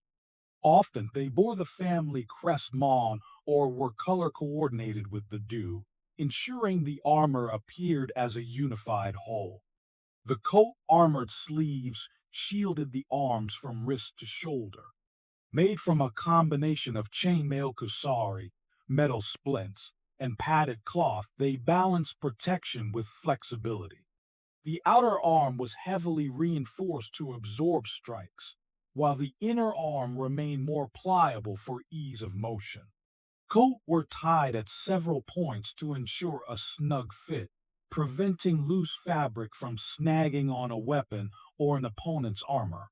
In close combat, they could mean the difference between a glancing cut and a severed arm.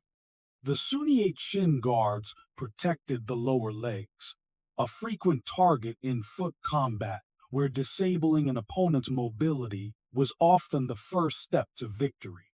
Made from vertical iron splints sewn onto cloth or leather, they were strapped behind the calf. Their design allowed the wearer to kneel, sprint, or mount a horse without the plates digging into the skin. Lacquered surfaces repelled mud and rain, an essential feature on unpredictable battlefields. Fitting these limb defenses was a methodical process. The Suniate went on first, followed by the coat, and finally the sole. Each step was checked for comfort and stability, with assistants adjusting straps and ties to ensure nothing shifted during the chaos of combat. Beyond function, these components gave the samurai a balanced, imposing silhouette. The flared sewed, articulated coat and sturdy Suniate formed the armor's moving defenses, enabling offense and defense to work seamlessly together, a testament to the precision engineering and ceremonial artistry of samurai armor. The lower body, though less visually commanding than the helmet or chest armor, was never neglected. Strikes to the thighs, hips, or groin could be just as lethal as wounds to the torso. To guard these vital areas, samurai relied on the heide and kusazori. The heide were thigh guards worn beneath the kusazori, strapped directly over the kimono or padded undergarments. Made of small rectangular iron or leather plates sewn onto a fabric panel, they wrapped around the front of the thighs like an apron. The overlapping plates ensured flexible coverage, protecting without locking the legs into rigid positions. Whether kneeling in archery stance or riding a galloping horse, the Hated flexed naturally, preserving agility. Hanging above them, the kusazuri formed skirt-like panels suspended from the lower edge of the dew. Typically made in multiple flaring sections, they were constructed from rows of lacquered scales laced together to match the color and style of the cuirass. Their purpose was to protect the hips, pelvis, and upper thighs, especially vulnerable when the samurai leaned forward to strike or fought from horseback. The kusazuri also had an aesthetic purpose, completing the visual harmony of the armor. They widened the samurai's silhouette, making him appear broader and more commanding. As the warrior moved, the panels swayed in a steady rhythm, much like the robes of a ceremonial dancer, except these panels could turn aside a sword strike. Putting these pieces on was part of the armor's careful ritual. The Haydate were tied first, snugly around the waist and upper legs. Then the kusazuri, already attached to the dew, were adjusted to hang evenly. The spacing between the panels was critical. Too close, and they would restrict leg movement. Too far apart, and they would leave dangerous gaps. Symbolically, these lower body defenses represented steadfastness and stability. Just as a building depends on a solid foundation, a samurai relied on his lower body for power in strikes, balance in stances, and endurance in long battles. Protecting it was both a practical need and a metaphor for guarding the base of one's strength. Together, the Hated and kusazuri turned vulnerable flesh into a fortified base, allowing the samurai to move confidently, knowing every step was supported by both engineering and tradition. A samurai's armor might have been made from steel, leather, and lacquer, but it was the cords and belts that held it all together. Without them, it would be nothing more than a scattered pile of plates. The obi, a broad belt, and the network of hemo armor cords were the hidden lifelines of yoroi, binding not only its physical parts, but also the warrior's sense of order, discipline, and composure. The obi was the foundation. Worn snugly around the waist, it supported the weight of the swords and often helped bear part of the armor's load. Made from thick, tightly woven silk or cotton, it was both strong and flexible, allowing quick adjustments. When putting on armor, the obi was usually tied first, providing a stable base before heavier components like the do and kusazuri were added. It also ensured the swords were positioned correctly, katana edge up on one side, wakizashi or tanto on the other, so they could be drawn smoothly, even with armor on. The hemo, or armor cords, were more intricate. These silk laces threaded through small holes in the plates, linking the armor sections in a system that was both functional and decorative. Their color and pattern could identify a samurai's clan or rank, but their practical role was paramount. They kept the armor flexible yet secure in combat. Tying them was an art in itself. Assistants would help weave and knot the cords so each piece sat exactly where it should. A loose knot could mean disaster, an unsecured sewed flapping at the wrong moment, or a shifting do leaving the ribs exposed. For this reason, tying armor was done with the same care and seriousness as sharpening a blade. Knots themselves carried meaning and etiquette. Some ties were designed to be quickly undone after battle, allowing for rapid removal, while others were secured tightly for maximum protection. A samurai learned to distinguish between the two, not only for his own armor, but also when assisting comrades. Symbolically, these bindings represented unity. Between each piece of armor, between warrior and clan, and between the physical and spiritual preparations for battle. A fully laced suit was a complete whole, just as the samurai's body, mind, and purpose aligned when he was ready to fight. In this way, the cords and belts were far more than practical fasteners. They were the invisible threads that transformed separate plates into a living suit of honor, holding together not just the armor, but the warrior's readiness to step onto the battlefield. For a samurai, armor was not merely equipment, it was an heirloom, a companion, and often a sacred object. Neglecting it meant dishonoring both oneself and one's ancestors. Just as a blade required constant sharpening, armor demanded regular care to remain battle ready and worthy of the warrior who wore it. After combat or training, the armor was carefully dismantled, piece by piece. Each component, the kabuto, sword, coat, and suniate, was inspected for damage. Dents in metal plates were hammered out by skilled armorers. Frayed cords were replaced with new silk lacing, often dyed to match the original color. Chips in the lacquer were touched up, both to restore the armor's beauty and to shield the metal from rust. Moisture was the armor's greatest enemy. After a rainy campaign or a humid summer battle, every plate was wiped dry, and the cords aired to prevent mold. Suits were stored in dry chests, sometimes lined with rice straw to absorb humidity. The kabuto might be displayed on a lacquered stand, but always under a cloth cover to protect it from dust and sunlight. This maintenance was more than practical, it was ceremonial. Many samurai treated the process as a form of meditation, using the slow rhythm of untying cords, wiping lacquer, and folding garments to reflect on the battle just fought and to prepare for the next. It was a way to transition from the intensity of combat back to the stillness of daily life. Respect for armor extended to how it was handled. Dropping a piece carelessly, stepping over it, or placing it on a dirty surface was considered deeply disrespectful. When not in use, armor was stored neatly and in a precise order, ready to be donned at a moment's notice. This care paid off.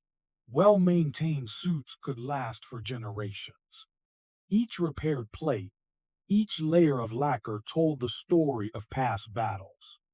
Some samurai even inscribed small messages or prayers inside their armor, knowing that one day their descendants might wear it. In this way, maintaining armor was not simply preserving a tool of war.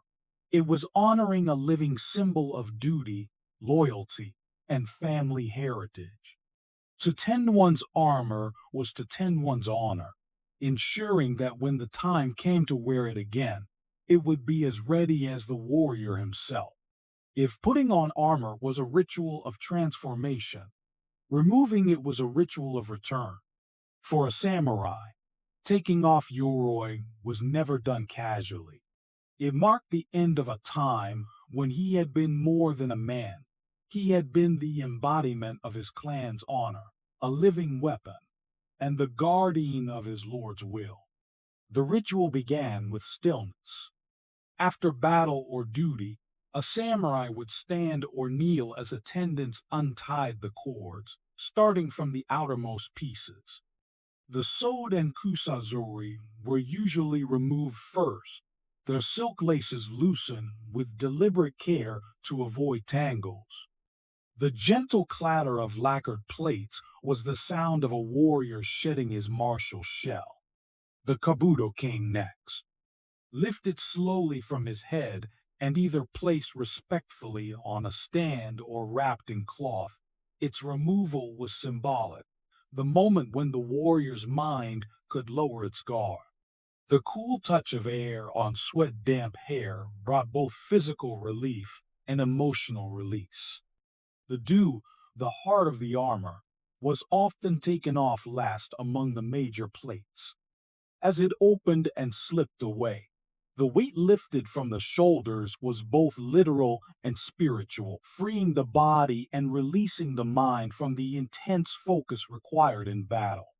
Once all plates were removed, the undergarments were folded neatly and set aside for washing. The samurai or his attendants would immediately inspect each piece for damage, beginning any necessary repairs without delay. Armor was never left scattered. Every component had its proper place, ready for the next call to arms. For some warriors, the ritual included a brief prayer of thanks, gratitude for survival, for the armor's protection, and for the honor of fulfilling one's duty. In peaceful times, it might be followed by tea or quiet reflection, a way to re-enter the rhythms of daily life with composure. The etiquette of removing armor reminded the samurai that battle was not the only state of being. Just as he had to know how to fight, he also had to know how to lay aside the trappings of war and resume the roles of leader, father, or servant. In this way, the ritual of removal was not an ending, but a bridge connecting the world of combat to the world of living, ensuring the warrior remained whole in both.